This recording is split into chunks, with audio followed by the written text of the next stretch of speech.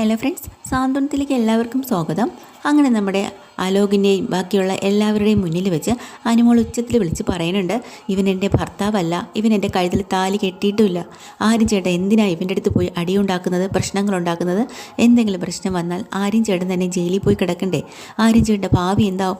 അതുകൊണ്ടാണ് ഞാൻ പറയുന്നത്. അയ്യോ, അപ്പം തന്നെ ഉടനെ നമ്മുടെ രാജശ്രീ ആകെ ഞെട്ടിപ്പോയിട്ട് എല്ലാവരുടെ മുന്നിൽ വെച്ച് പറയാം കേട്ടോ, ദേ അനുമോളെ, വെറുതെ അവനോടുള്ള ദേഷ്യം കൊണ്ട് എന്തെങ്കിലും വിളിച്ച് പറയല്ലേ. എന്തായാലും അവൻ നിന്നെ താലി കെട്ടി കൊണ്ടുവന്നതല്ലേ, പിന്നെ ഭർത്താവല്ലെന്നൊന്നും നീ ഇങ്ങനെ വിളിച്ച് പറഞ്ഞേക്കല്ലേ മോളെ എന്നിങ്ങനെ പറയാം. അപ്പോൾ വീണ്ടും അനുമോൾ ഉച്ചത്തിൽ പറയുന്നുണ്ട്, ഇവൻ എൻ്റെ കഴുത്തിൽ താലി കെട്ടിയിട്ടില്ല. ഞാൻ എത്ര പ്രാവശ്യം പറയണം? ഇവനെപ്പോലുള്ളൊരു ഫ്രോഡ്, ഇവനോടൊക്കെ ഞാൻ എന്തിനാണ് പോകുന്നത്? ഞാൻ കല്യാണം കഴിക്കുമോ എൻ്റെ താല്പര്യത്തോടുകൂടി ഇവനെ? അപ്പോഴത്തേക്കും നമ്മുടെ അലോക് അവിടെ നിന്ന് പറയണം, പറയടി, പറഞ്ഞു കൊടുക്ക്, അങ്ങനെ തന്നെ നീ പറയണം, ഞാൻ നിന്നെ പ്രേമിച്ചിട്ടില്ല, നീ എൻ്റെ അടുത്ത് അള്ളി വന്ന് കയറിയതാണെന്ന്. അപ്പോഴും അലോകിൻ്റെ വിചാരം എന്താണെന്ന് വെച്ചാലേ, അയാൾ വലിയ നല്ല പിള്ളയാവും, എല്ലാവരും അയാളുടെ സൈഡിൽ നിൽക്കുമെന്നായിരുന്നു. വീണ്ടും വീണ്ടും നമ്മുടെ അനുമോളെ ഇങ്ങനെ പ്രകോപിച്ചുകൊണ്ടിരിക്കുകയാണ്. എല്ലാ സത്യങ്ങളും എല്ലാവരുടെ മുന്നിൽ ഉറക്കെ വിളിച്ച് പറയടിയെന്ന് വീണ്ടും പറഞ്ഞുകൊണ്ടിരിക്കുകയാണ് കേട്ടോ.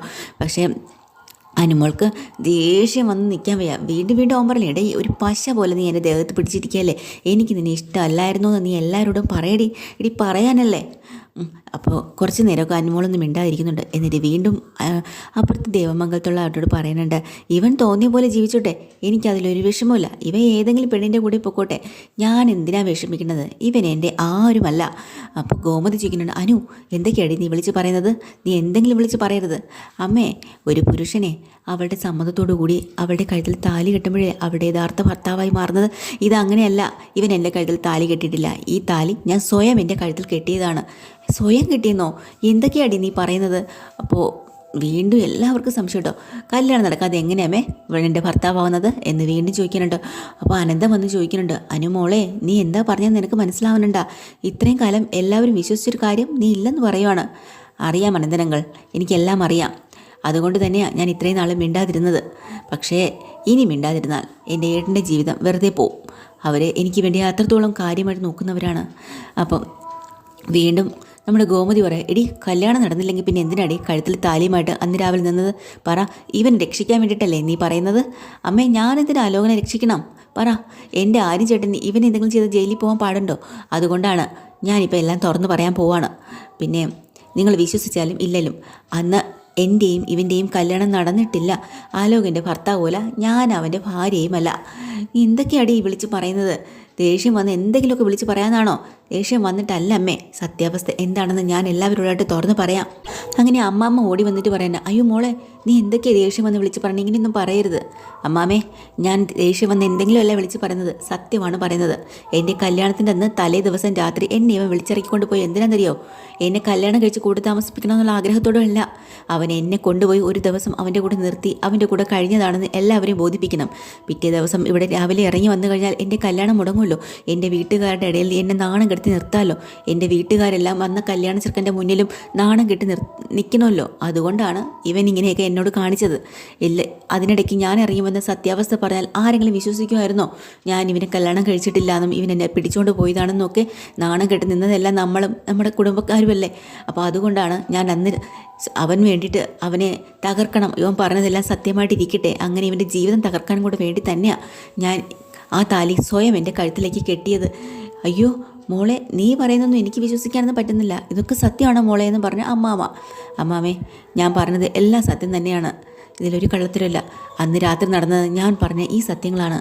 എന്നിട്ട് ആ താലി എടുത്ത് അമ്മാമ്മയുടെ മുന്നിലേക്ക് വെച്ച് നീട്ടിയിട്ട് പറയാം, അമ്മാമേ, ഈ താലി കണ്ടോ, ഇതെനിക്ക് അവൻ കെട്ടിത്തതല്ല, ഞാൻ സ്വയം കെട്ടിയതാണ്. പ്രതികാരം തീർക്കാൻ വേണ്ടി തന്നെയാണ് ഞാനിത് ചെയ്തത്.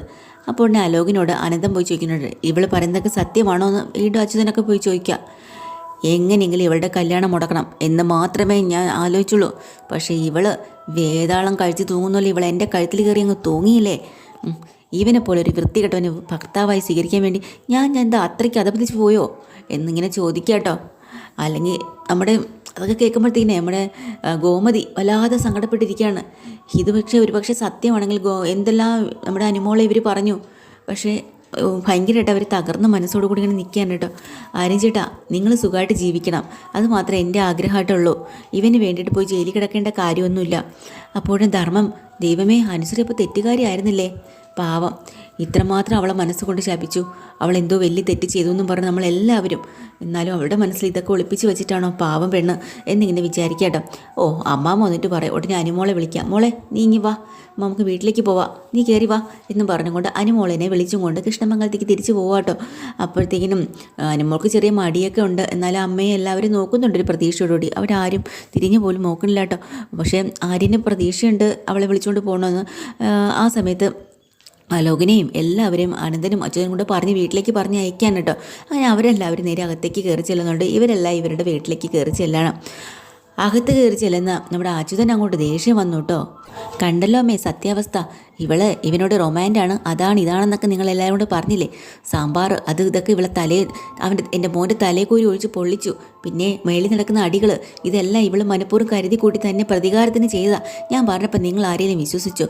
അപ്പോൾ അമ്മാമ്മ ഓടി വന്നിട്ട് ചോദിക്കുകയാണ്, മോളെ അനു, നീ എന്തായാലും താലി കെട്ടി ഇപ്പോൾ ഇവിടെ വന്നതല്ലേ, ഈ പറഞ്ഞ കഥകളൊന്നും ഞാൻ വിശ്വസിക്കാനൊന്നും പോകുന്നില്ല. വെറുതെ ഒരു താലി കിട്ടി വെറുതെ ഭാര്യയായിട്ട് അഭിനയിച്ച് വരാൻ നിനക്ക് പറ്റുമോ? ഇന്നിപ്പോൾ ആര്യനും അലോകും തമ്മിൽ വഴക്കുണ്ടാവാതിരിക്കാൻ വേണ്ടിയിട്ട് നീ ഇങ്ങനെ ഒരു കഥ ഉണ്ടാക്കിയതല്ലേ മോളെ എന്ന് ചോദിക്കാട്ടോ. അല്ല മാമേ, സത്യം അതല്ല, ഞാൻ പറഞ്ഞതാണ് 100% സത്യം. വേണമെങ്കിൽ അലോകിനോട് ചോദിക്കേ, അപ്പോൾ മനസ്സിലാവും. അവസാനം രാജശ്രീക്ക് ദേഷ്യം വരാം കേട്ടോ. അങ്ങനെ രാജശ്രീ ഓടി വന്നിട്ട് പറയാം, എടി അനു, സത്യമാണോ ഡി? നീ ചെയ്തതൊക്കെ പ്രതികാരത്തിന് വേണ്ടിയിട്ടാണോ ഡി എൻ്റെ മോനെ ഇങ്ങനെയൊക്കെ ചെയ്തത്? ഒന്നും മിണ്ടുന്നില്ല കേട്ടോ. അപ്പോൾ എന്നാലും അമ്മാമ്മ ഒന്ന് പറയുന്നുണ്ട്, എനിക്കൊന്ന് പറയാനുണ്ട്. ഈ താലി എന്ന് പറയുന്നത് നിസ്സാരമായിട്ടൊന്നും കാര്യമല്ല, ഒരു പവിത്രമായിട്ടുള്ളൊരു കാര്യമാണ്. കള്ളം പറഞ്ഞിട്ടാണെങ്കിലും കാര്യമായിട്ടാണെങ്കിലും അലോകിനെ ഭർത്താവായി സങ്കല്പിച്ച് ആ താലി അനുശ്രീ കഴുത്തിലിട്ടതല്ലേ. ഇനിയിപ്പോൾ അഭിപ്രായ വ്യത്യാസത്തിലേക്കായിരിക്കും ഇവരിവിടെ ജീവിക്കുന്നത്. എന്നാലും കല്യാണം നേരെ ചൊവ്വേ നടക്കാത്തതിൻ്റെ പ്രശ്നങ്ങൾ അതെല്ലാം. നമുക്കൊരു കാര്യം ചെയ്യാം, ബാലനോടും കൂടെ ആലോചിച്ച് ഇതൊരു കല്യാണമായിട്ട് അങ്ങ് നടത്താം. അത് നല്ലൊരു കാര്യമല്ലേ എന്ന് ചോദിക്കുമ്പോൾ അച്യുതൻ അങ്ങോട്ട് ദേഷ്യം വരാണ്. അപ്പം അനന്തം വന്ന അച്യുതനോട് നമ്മുടെ അനുവിനോട് ചോദിക്കണം, അനുശ്രീ നീ പറഞ്ഞതൊക്കെ സത്യം തന്നെയല്ലേ? അതെ അങ്കിളെ, അങ്ങനെയാണെങ്കിൽ അമ്മ പറഞ്ഞത് കേട്ടില്ലേ, നിങ്ങളുടെ കല്യാണം നിയമപരമായി നടത്താമെന്ന് അമ്പലത്തിലോ രജിസ്റ്റർ ഓഫീസിലോ മണ്ഡപത്തിലോ എവിടെയെന്ന് വെച്ചാൽ നമുക്ക് കല്യാണം നടത്തിയതങ്ങ് ഒഫീഷ്യലാക്കിയല്ലോ. എന്ത് പറയുന്നു അനുശ്രീ? അനുവിന് ഒരു അക്ഷരം ഇണ്ടാൻ പറ്റുന്നില്ല കേട്ടോ. അങ്ങനെ ഓടി ഒന്ന് അന്ത്യതയും പറയുന്നുണ്ട്, അനുശ്രീ ഇതൊരു നല്ല തീരുമാനമായിട്ടാണ് എനിക്ക് തോന്നുന്നത്. ഇത്രയും ദിവസം നിങ്ങൾ ഒന്നിച്ചായിരുന്നല്ലോ, സ്വന്തമായിട്ടാണെങ്കിലും താലി കഴുത്തിൽ കെട്ടി വിളക്ക് ഒഴിഞ്ഞ് അകത്ത് കയറി ഒരേ മുറിയിൽ ഉറങ്ങി. എത്തൊക്കെയായാലും മറ്റുള്ളവരുടെ കണ്ണിൽ ഒരു ഭാര്യയും ഭർത്താവുമായിട്ടല്ലേ നിങ്ങൾ ജീവിച്ചത്.